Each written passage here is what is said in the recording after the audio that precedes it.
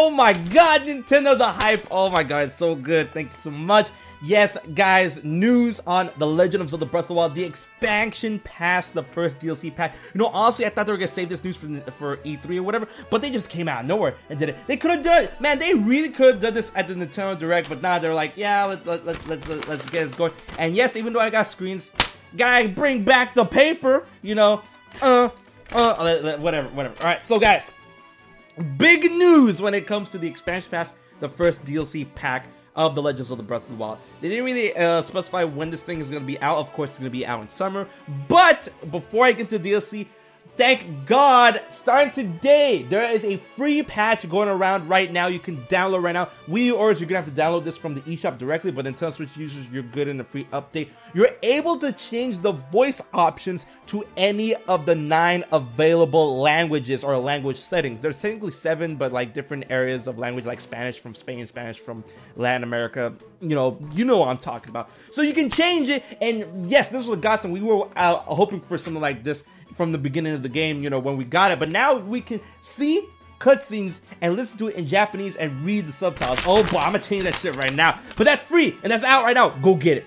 I cut myself. Wow. So next up, the DLC. The first thing about the DLC is that there's something called the Trial of the Sword. That was the Cave of Trials. That was called the Cave of Trials, but now it's officially called the Trial of the Sword. They said once you obtain or once you get to a certain point of a certain sacred point in the game, when you have the Master Sword, you can use it to unlock an area called the Cave of the Trial of the Sword. Right? It's kind of like a gauntlet style trial, kind of like how we saw in Twilight Princess with the Cave of Shadows or the Cave of Ordeals. But in this sense, and you can see there's a picture right here, and it looks actually pretty nice. Yeah, I'm down with it.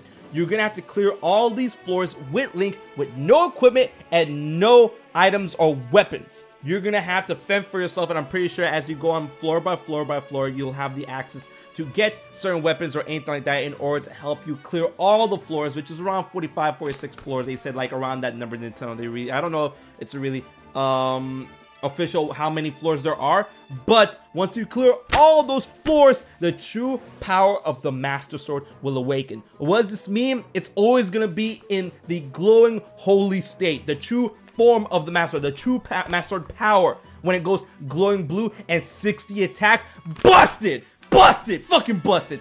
But that doesn't mean that the sword will not be able to break. I will still assume that the sword will be able to break, but, you know, as we've seen, when the sword starts to glow, it takes a lot longer for it to break than it is when it's in its unawakened form. But now it'll be always in its awakened form if you clear the entire trial. But you won't have any items, weapons, or equipment. So that's gonna be grueling. I can't wait. Oh my god, so awesome.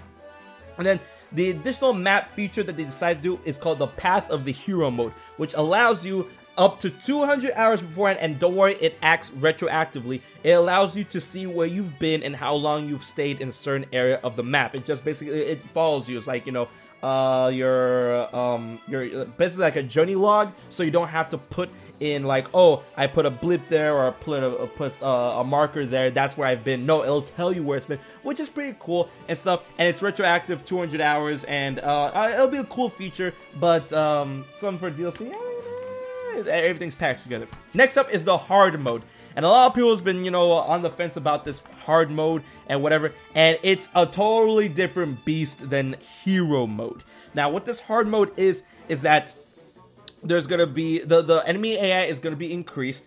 Enemies will now recover life slowly in battle, so you're gonna have to attack them and kill them as fast as you can. Also, all enemies will be raised one level higher than what they usually are. And the way Nintendo explained it is that everywhere that you would have a red Bokoblin or Bokoblin, instead it'll be a blue Bokoblin. Like red Bokoblins will no longer exist in the world.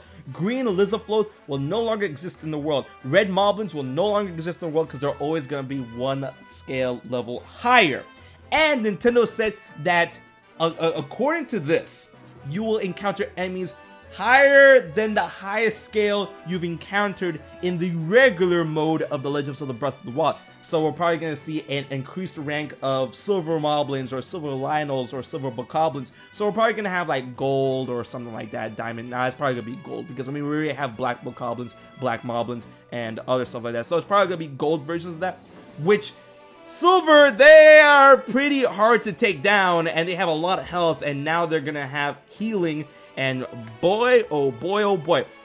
Not only that, in hard mode, there's going to be floating planks tied up with octo balloons scattered across Hyrule with enemies that you're going to be able to take out, and you're going to have to be able to get there using your paraglider from high vantage points, but that's weird because they're all like floating and stuff.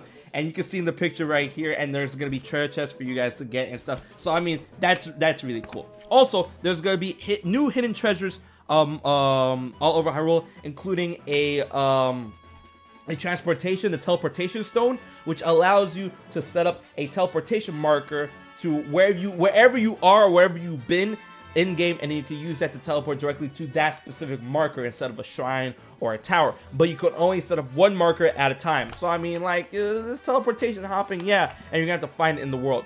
This, along with other things such as the Majora's Mask, Midna's helmet, the entirety of Tingle's outfit, the Phantom outfit, and a Korok mask will be added to the game's world for you to find and you to, you know, have fun with. And the Korok mask kind of acts like the Great Fairy mask in Majora's Mask, where if you're near a Korok puzzle or a Korok seed that you haven't claimed, the Korok mask will shake. It's like, shh. I'm like, oh, there's a Korok nearby. So that will help you get all 900 Korok seeds. Boy, that's a lot of seeds. Alright, so I'm pretty sure I went through everything that's going to be offered with the DLC Pack 1. It will be available in summer. It is the Hero Mode, Trial of the Sword, new Path of the Hero Mode, all this items that will be offered to you online and stuff like that, including like the masks and stuff. So I'm ready. I am ready to go. This looks really exciting, and I'm glad they decided to do that language thing, which is free right now. So check it out right now with The Legend of Breath of the Wild. So guys, let me know what you think about all this new stuff that's coming in the form of DLC in the comment section below. This is a lot of cool stuff, a lot of meaty stuff, and I can't wait to see what DLC Pack 2 is like going to be in the winter. So guys, until the next Zelda video, I've been HMK. Go and download that new thing. Oh boy. Ugh. I'll check you guys later.